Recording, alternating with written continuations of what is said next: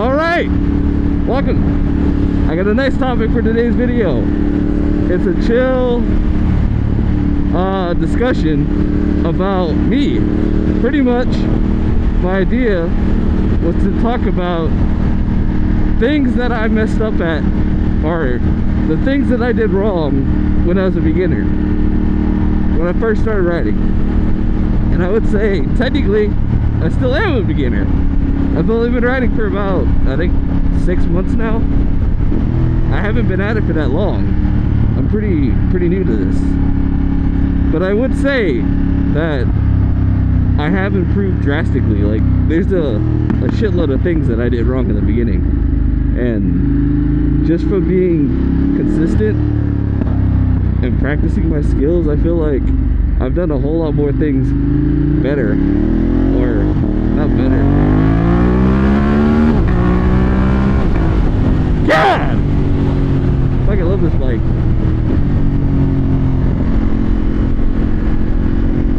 Alright, right there! That is number one. That is the thing I did wrong as a beginner. I got this bike. I got a Ducati Monster 1200S. This is too damn fast. Granted, in the beginning, I rode it like a grandma. I put it in I think it's called rain mode, but basically I put it in the lowest mode on low power, and I put it around for pretty much the entire time I owned it. I put it around for a majority of the time that I owned this bike.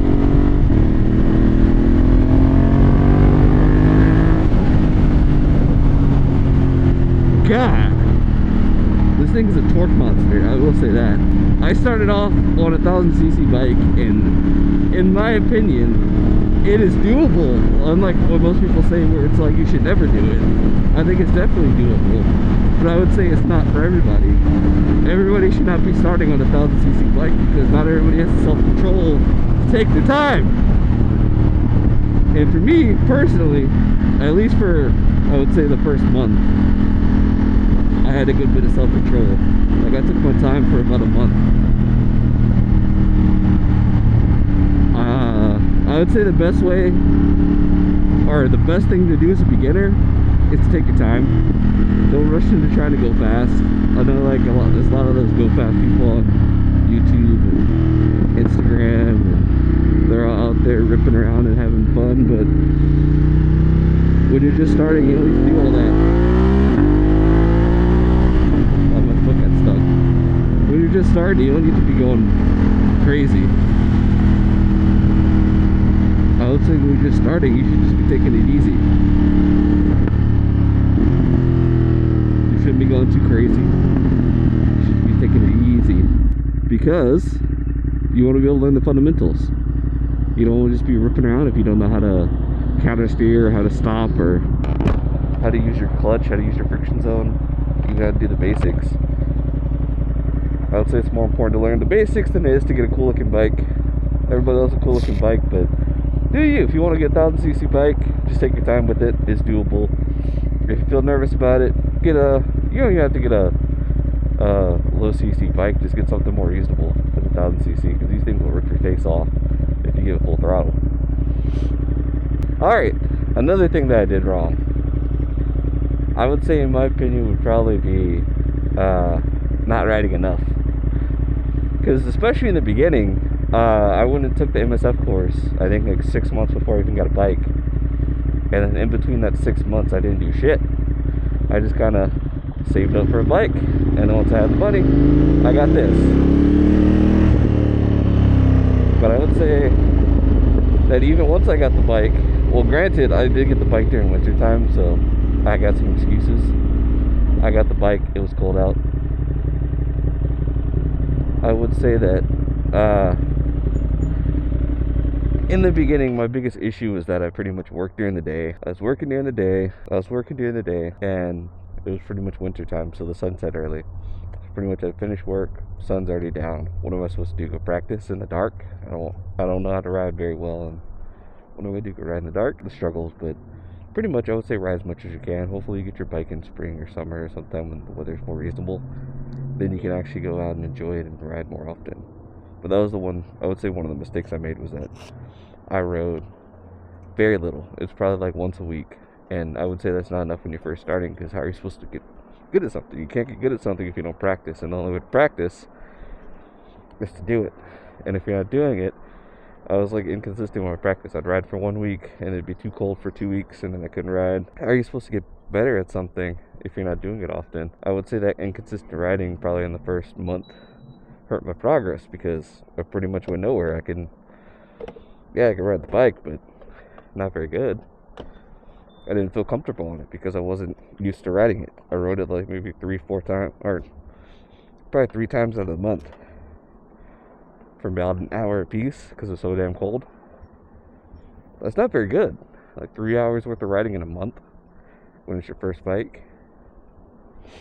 Also, another mistake that I see people doing is when they fill up their bikes. I would say I made this mistake too, which is overfilling it. Just be mindful, like right there is the perfect place to stop. You could splash a little bit more, but then you're gonna be leaking gas everywhere. That's one of the things I kept fucking up with, is filling up the bike with gas.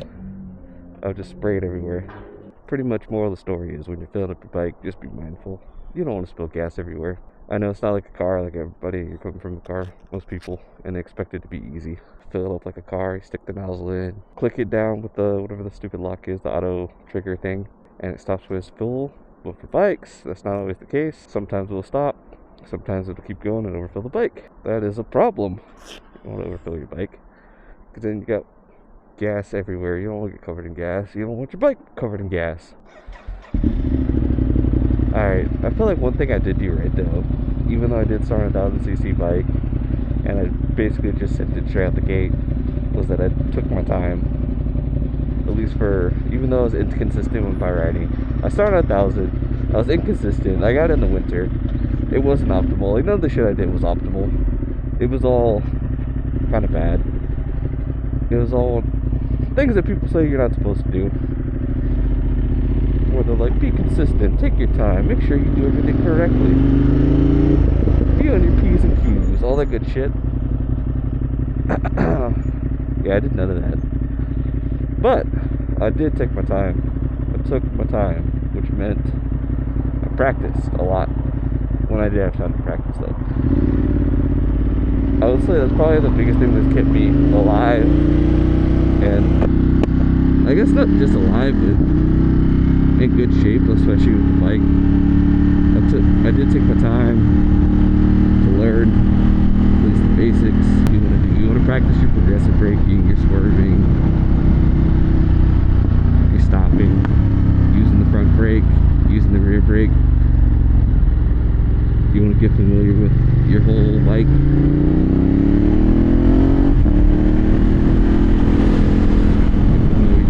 Oh yeah, like that. Shit like that. That's why, that was another thing. Alright, I'll say that. That was another thing that I had to work on when I started riding bikes. Was staying focused. Because I don't know if anybody else is like this, but for me, when I'm driving my car, I don't know about anybody else, but for me, when I'm driving my car and I'm on familiar roads that I've been on before, and I'm just cruising at constant speed, everybody around me is cruising at constant speed, I tend to kind of zone out a little bit and start daydreaming. Not a whole lot, but just enough to kind of fuck myself up, because then I'm not focused. And then what I notice is that I get on the bike, the first little, say like 10 minutes of my cruise, I'd be hyper focused, paying attention to my surroundings, paying attention to what I'm doing, the usual. And then I start to get comfortable, and I get to like a routine where I would just zone out and stop paying attention, which is horrible. Because if you're gonna do some shit like this, you want to be focused, you want to be paying attention, you don't just want to be lollygagging and daydreaming, because that's how you end up getting hurt.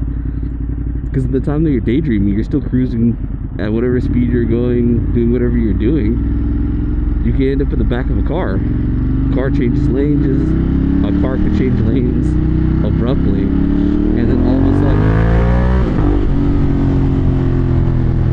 a sudden you're in the back of a car. That's That's why you want to be proactive. Or what does it say for driving? You want to be a defensive driver. You want to pay attention to your surroundings. You want to look out. You want to make sure that people are predictable, or at least being predictable. That they're in front of you, or if the car is in front of you, he's staying in his lane, he's not swerving around, he's not weaving back and forth. I don't know how else to explain it, but you just want to make sure that people are doing predictable things. Once people get unpredictable, that's when you run into issues. Because I couldn't count how many times like I've run into shit where people are just doing weirdness.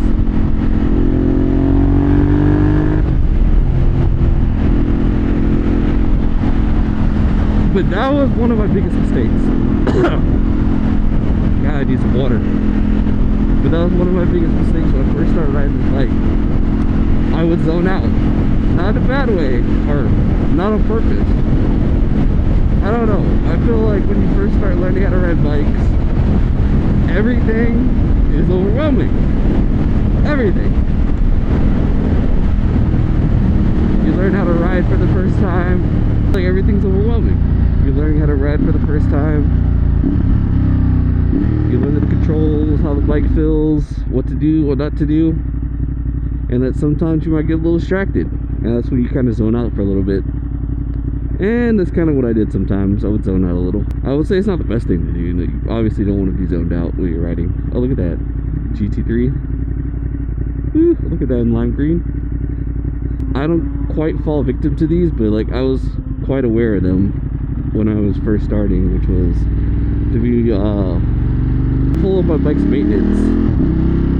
I don't know how to put it, but one thing that I always wanted to pay attention to when riding my bikes was I wanted to make sure that I stayed on top of how the bike was running.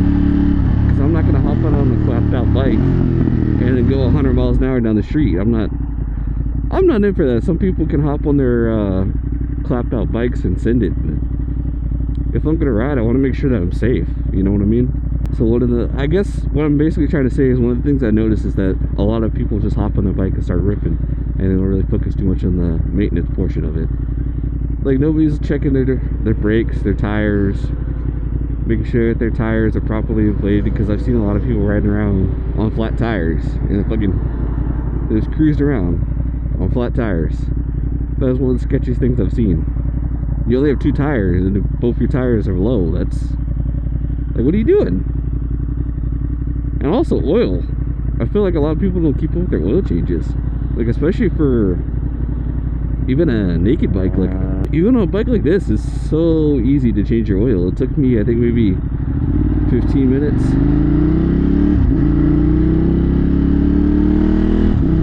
It doesn't take long to change your oil. It's pretty damn straightforward. It takes maybe 15 minutes max. Because I was like, I found it pretty easy.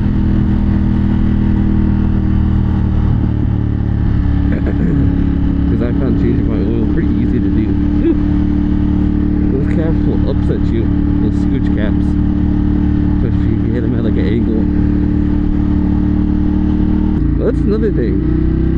I didn't realize how directionally challenged I was until I got a motorcycle. Like, I struggle with directions.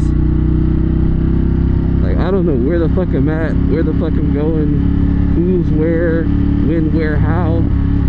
I'm kind of just cruising around aimlessly right now, trying to like make sense of like where to go. But sometimes I just be lost as shit. Like, I don't have a phone mount because I feel like they're distracting. At least for me, they're distracting. Because I don't like that kind of shit. Because I personally don't like being distracted. I like to pay attention to my surroundings. Oops, little plate. I don't know. That's one thing that I didn't realize that I was bad at until I started riding bikes, and then I was like, damn, I don't know where the fuck I'm going. I don't know where I'm at. I don't know what I'm doing. It comes with the territory if you explore the area you live in and all that good shit, but that's one thing that I messed up with as a beginner. Going from a car where you can just have your phone on all the time and use it as a yes, I could obviously get a phone mount. I think it looks tacky on this bike. There's no real good place to put it. I got a big ass phone. It's distracting. I don't want to look at it. I'd rather just use my cardio and listen to directions. Yeah, it's not ideal. It's not the most fun way of getting around is listening to directions in the cardio. But for me, it gets the job done. I've been able to get around most of Texas, or the DFW area. I can get around pretty much all the DFW with no issues. Because who wants to just struggle? I'm not trying to struggle.